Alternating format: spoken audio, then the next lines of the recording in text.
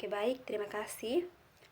Perkenalkan, nama Maria Murni, kelas A, semester 7, NIM 1703030041, mata kuliah Sosiologi Terapan, jurusan Sosiologi, Fakultas Ilmu Sosial dan Ilmu Politik, Universitas Nusa Cendana Kupang. Sekarang saya akan membahas buku yang ke-14 dari mata kuliah Sosiologi Terapan. Buku ini berjudul Internet dan Masyarakat. Buku ini ditulis oleh Christian Funz, Internet dan Masyarakat, Teori Sosial di Era Informasi.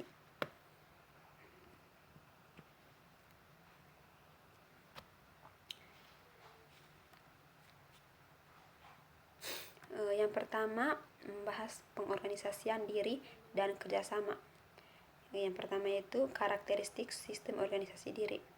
Organisasi mandiri adalah proses di mana sistem memproduksi dirinya sendiri dengan bantuan logika dan komponennya sendiri, yaitu sistem menghasilkan dirinya sendiri pada logika internal. Sistem yang mengatur diri sendiri adalah alasan dan penyebab mereka sendiri. Mereka memproduksi sendiri. Dalam sistem yang mengatur dirinya sendiri, orde baru muncul dari sistem lama. Tatanan baru ini tidak dapat direduksi menjadi satu elemen, itu karena interaksi elemen sistem. Karenanya sebuah sistem lebih dari jumlah bagiannya. Proses munculnya keteraturan sistem yang mengatur diri sendiri disebut kemunculan. Yang berikut organisasi diri dan filsafat dialektis. Teori organisasi diri menganggap alam itu dinamis dan karenanya ditentang dengan pandangan dunia klasik Newtonian yang mencirikan alam dan masyarakat sebagai ditentukan dengan ketat tidak berubah. Konservatif dapat direduksi menjadi mekanik dan stabil. Hegel, Marx, dan Engels sangat kritis terhadap mutu pandangan dunia lain. Mereka menekankan interkoneksi dan proses daripada singularitas dan reduksi. Hegel mengkritik filosofi atomistik dengan mengatakan bahwa mereka menetapkan yang esa sebagai satu, yang mutlak adalah dirumuskan sebagai being for self, sebagai one dan banyak orang. Mereka tidak akan melihat bahwa yang satu dengan banyak terhubung secara dialektis. Marx mengkritik reduksionisme individualisme dalam kritiknya terhadap Max Stirner dan menentang ini gagasan tentang individual sebagai makhluk sosial yang terasing dan kapitalisme dan menjadi kesejahteraan individu bulat dan komunisme. Engels mempertanyakan reduksisme dan individualisme dari pemikiran metafisik.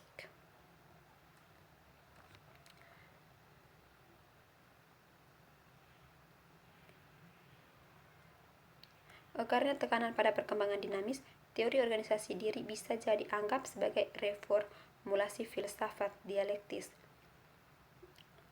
Ide tentang sejarah alam sebagai satu kesatuan bagian dari materialisme ditegaskan oleh Marx dan lebih rinci oleh Engels.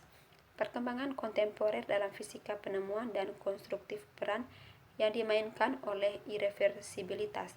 Dengan demikian, telah diangkat dalam ilmu pengetahuan alam sebuah pertanyaan yang telah lama dinyatakan oleh para materialis.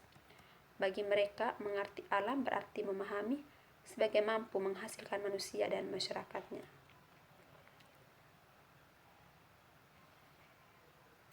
Yang berikut tentang organisasi diri sebagai ideologi. Teori kompetensi Hayek. Paradoks Marxisme kontemporer lebih dari sekedar pemikiran konservatif menekankan agen manusia.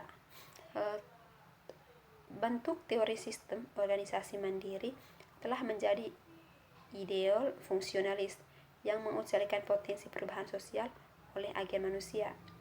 Niklas Luhmann berpendapat bahwa negara kesejahteraan berusaha untuk melakukannya menyelesaikan semua masalah masyarakat, tetapi ini tidak mungkin dan menyebabkan masalah dalam masyarakat yang dibedakan secara fungsional. Untuk Luhmann, semua subjek kelompok masyarakat, politik, ekonomi, keluarga, sistem hukum, pendidikan, massa media, agama, sains dibedakan secara fungsional, yaitu mereka memiliki autopoiesis, rujukan mandiri otonom dan fungsi biner mereka sendiri. Oleh karena itu, tidak mungkin satu subsistem seperti pemerintahan campur tangan menjadi orang lain. Teori-teori seperti Hayek dan Luhmann secara ideologis bias, mereka mencoba melegitimasi secara ilmiah tatanan kapitalistik yang kaku dan global, mendominasi logika ekonomi. Realisasi praktis teori Hayek tentang pembentukan tatanan spontan dan teori Luhmann tentang perbedaan fungsional entiasi dapat dicirikan sebagai ideologi neoliberal. Neoliberalisme bertujuan menciptakan kerangka kerja ekonomi yang memungkinkan untuk meningkatkan keuntungan dengan meminimalisir biaya investasi.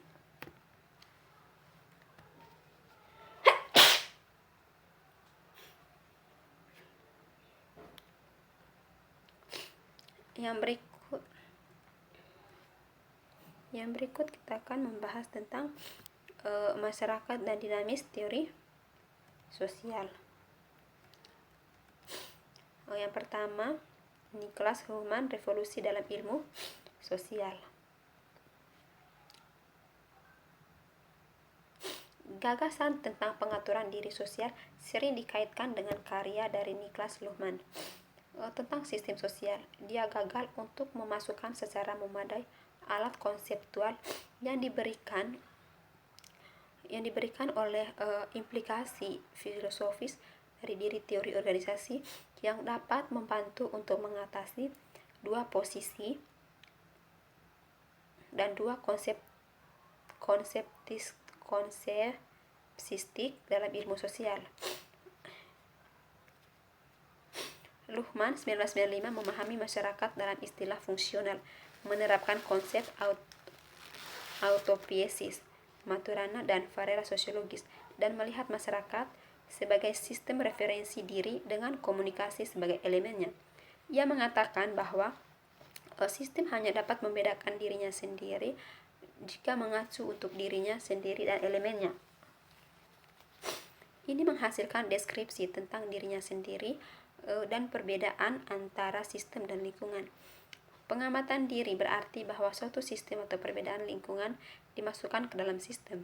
Semua sistem sosial bisa mengamati diri mereka sendiri. Luhmann berpendapat bahwa individu diproduksi kembali secara biologis, bukan pergagah oleh sistem sosial. Jika seseorang ingin mempertimbangkan sistem sosial sebagai autopoietik atau referensi sendiri, produksi ulang elemen secara permanen oleh sistem adalah kondisi yang diperlukan. Oleh karena itu, Luhmann mengatakan bahwa bukan individu-individual tetapi komunikasi adalah elemen dari sistem sosial, sebuah komunikasi dalam komunikasi lebih lanjut.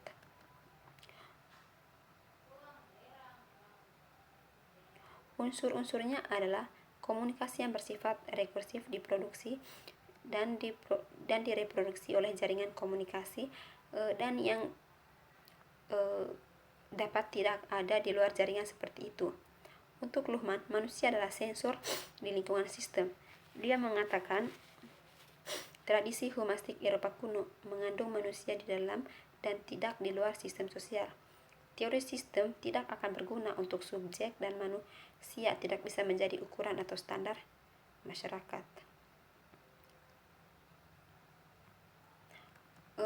Luhmann lebih menekankan proses komunikatif daripada manusia. Itu revolusi dalam ilmu sosial yang ingin dia wujudkan adalah revolusi yang mengecualikan aktor manusia dari masyarakat. Luhmann memecahkan masalah sosiologis tentang bagaimana struktur sosial dan aktor manusia terkait secara dualistik yang menghasilkan inkonsistensi dan kekurangan teoritis. Dia tidak dapat menjelaskan bagaimana satu komunikasi dapat secara tepat mendukung melakukan komunikasi lain tanpa individu menjadi bagian dari sistem. Tidak ada upaya yang signifikan untuk menunjukkan bagaimana komunikasi kemasyarakatan muncul dari interaksi manusia yang akhirnya menopang itu.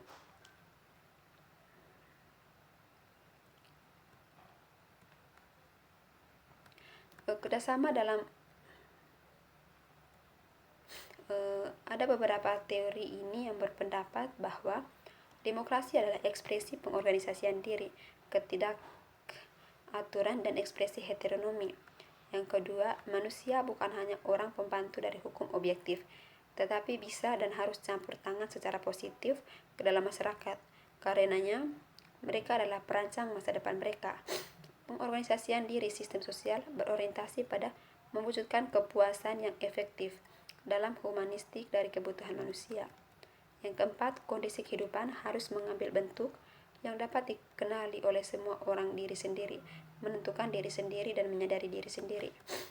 Yang kelima, self-organisasi mengedepankan pengertian tentang tanggung jawab dan solidaritas.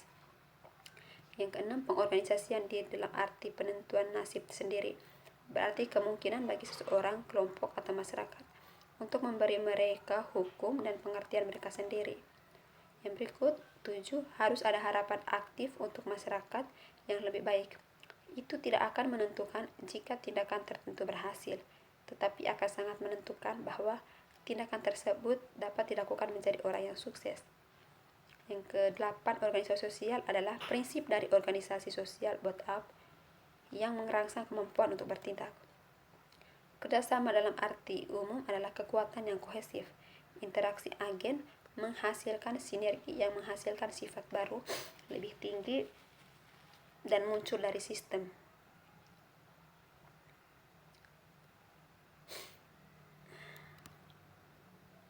Mungkin itu saja yang saya dapat jelaskan. Sekian dan terima kasih.